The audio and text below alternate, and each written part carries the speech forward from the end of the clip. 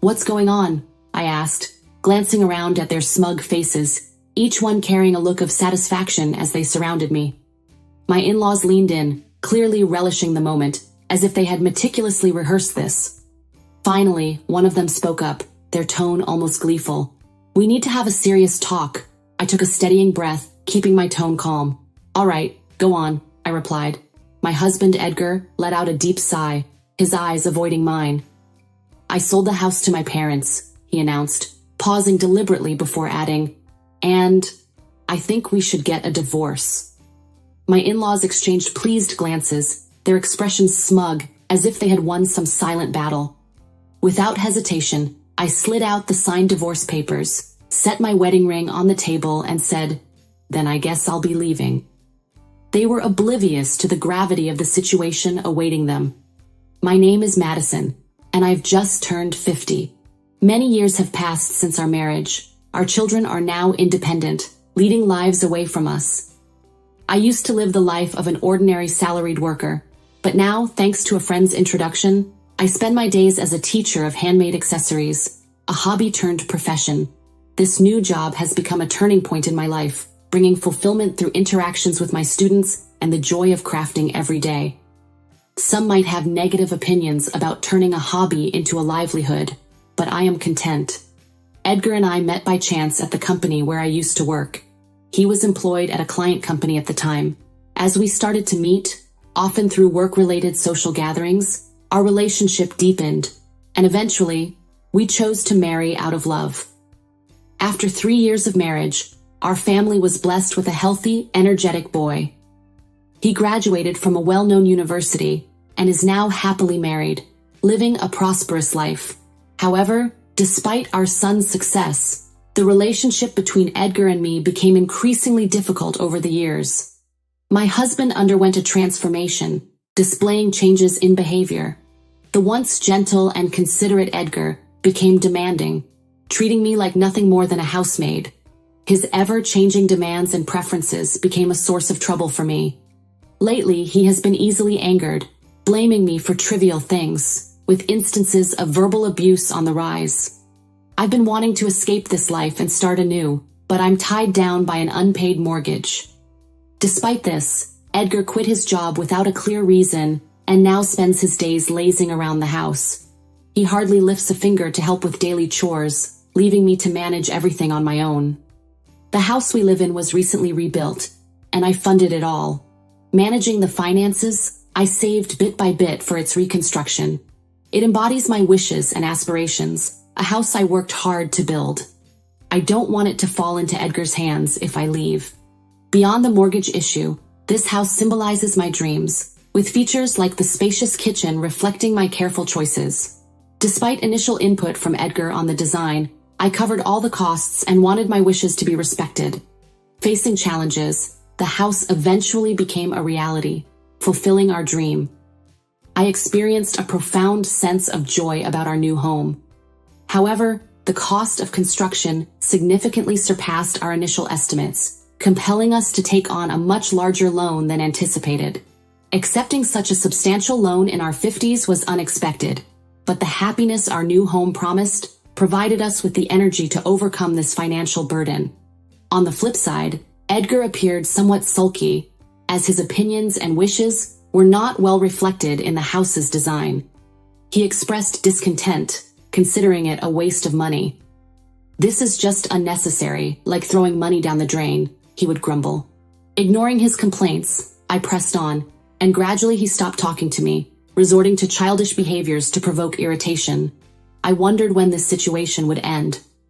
A few months after moving into the new house, the doorbell rang unexpectedly. I prepared to go to the front door, but Edgar surprisingly got up before me, possibly aware of the visitor's identity. Soon, cheerful voices and laughter filled the entrance. When the door to the living room opened, I saw my unexpected in-laws, Bradley and Emerson. I always felt pressure in my relationship with them. When we first announced our marriage, they treated me coldly, criticizing my lower social status and maintaining an awkward attitude, even on our wedding day.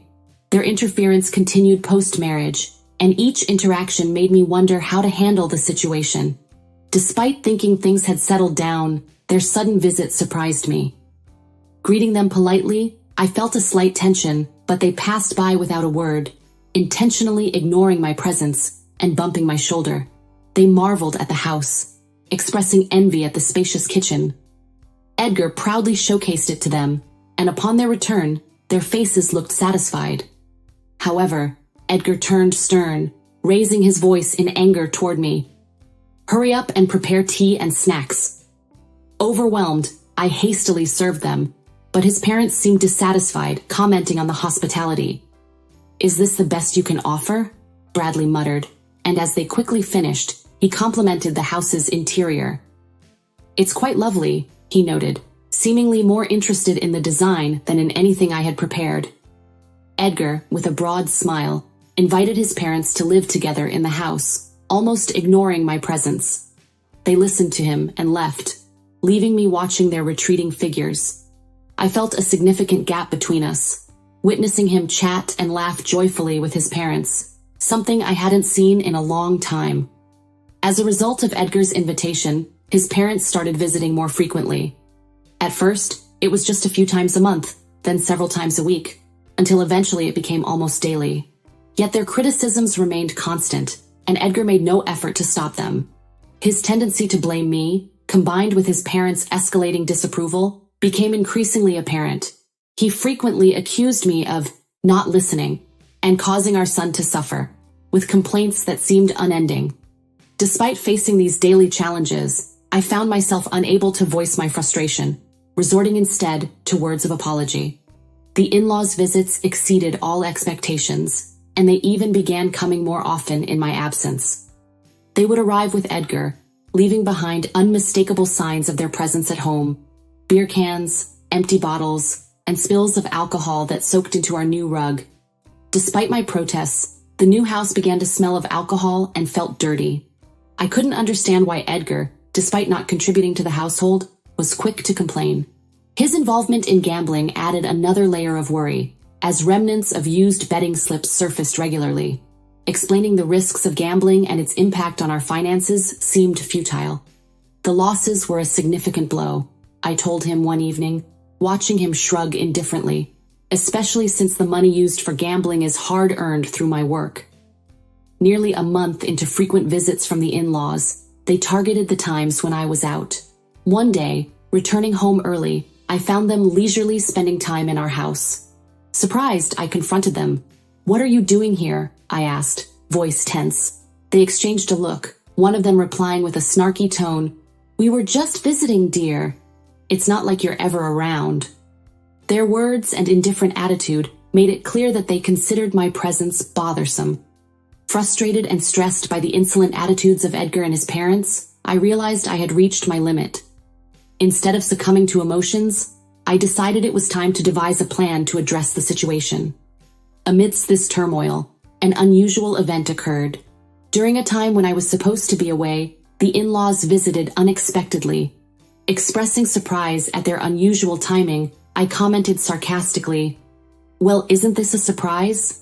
It seems you only come by when I'm gone." They ignored my remark, boldly stepping inside. Edgar welcomed them with a smile, leading them to inspect various areas, from the kitchen to the bathroom. Observing their meticulous checks, I sensed a hidden agenda behind their actions. Even as they left, they wore satisfied expressions, as if they had confirmed something. "What was that all about?" I asked Edgar, but he just shrugged. "None of your business," he replied dismissively. His behavior hinted at concealing something from me. I suspected he was trying to manipulate me cunningly, but grasping the real intention proved challenging. Observing the situation became my only option. Then, one day after work, I returned home to find a large moving truck parked in front of our house, bearing the logo of a company named Moving Center. Edgar appeared to be in discussions with the truck driver and representatives. When our eyes met, he pretended not to see me and disappeared inside the house. What shocked me more was the simultaneous arrival of my in-laws. They greeted me casually, and Edgar welcomed them, leading them into the house. The atmosphere felt tense, and as I followed them inside, I noticed a significant change. The familiar furniture and belongings I knew had vanished, replaced by my in-laws' dated furniture, arranged as if this were their home. As I sat down on the sofa, they surrounded me with smirky smiles, conveying a sense of smugness. Their behavior indicated a pre-planned action, and though anxious, I decided to quietly wait and see what would unfold. "We need to talk," one of the in-laws finally said, their tone almost gleeful. Bracing myself, I responded with feigned calmness. "What is it?" Edgar sighed deeply, avoiding my gaze. "I sold the house to my parents." He looked at me, watching for a reaction as he added, "And I think we should get a divorce." His parents nodded in agreement, their smirky smiles suggesting they were trying to toy with me. Despite their revelation, I remained unfazed. Having anticipated their plan, I promptly signed the divorce papers, placed my wedding ring on the table, and declared, "I'll be leaving the house then." I had suspicions about the unnatural behaviors of Edgar and my in-laws, especially since their frequent visits when I wasn't home. To confirm my suspicions, I installed surveillance cameras around the house, synced with my smartphone. On the first day, I observed their daily conversations. However, one day, I stumbled upon footage where Edgar and his parents joyfully discussed selling the house. Shocked by this revelation, I decided to plan my next steps, searching for a new residence based on the information obtained from the surveillance cameras. I took the initiative to transfer the home loan from my name to Edgar's. If they planned to remove me from our home, I believed they should take over the mortgage payments and responsibilities. The monthly mortgage, amounting to $1,900, was paid from my hard-earned salary. Doubting that Edgar and his parents could afford this, I resolved not to provide any financial assistance. Free from the troublesome relationship, I moved to my new, well-arranged home with new furniture, ready to embark on a new chapter in my life. On my day off, I relished the prospect of thorough rest, sleeping in past noon. Just as I was about to doze off again, the doorbell abruptly rang. To my surprise, Edgar and his in-laws stood at my doorstep, uninvited. "What are you doing here?" I demanded, blocking their entrance. They barged past me without answering, spreading out a document in front of me. "You changed the name on the house loan without our permission," Edgar accused, his tone indignant. Expressing disbelief at their sudden appearance, I replied, "Yes, I did. After all, you wanted me out, didn't you?" They were shocked, claiming they were currently unemployed and couldn't afford the high monthly loan. Edgar, his frustration evident, shouted, "We can't pay that amount." Attempting to enlighten them on the consequences of defaulting, I explained, "If you don't pay, the interest and late fees will increase the final payment, and the bank doesn't care about your situation." Edgar initially seemed skeptical, but after searching for information online, his expression turned to one of shock and distress. "What are we going to do?" his mother muttered, her face pale. I shrugged, keeping my tone neutral. "Maybe look for a job?" "It's time for a fresh start," I concluded. Their faces grew even paler as they realized the seriousness of the situation.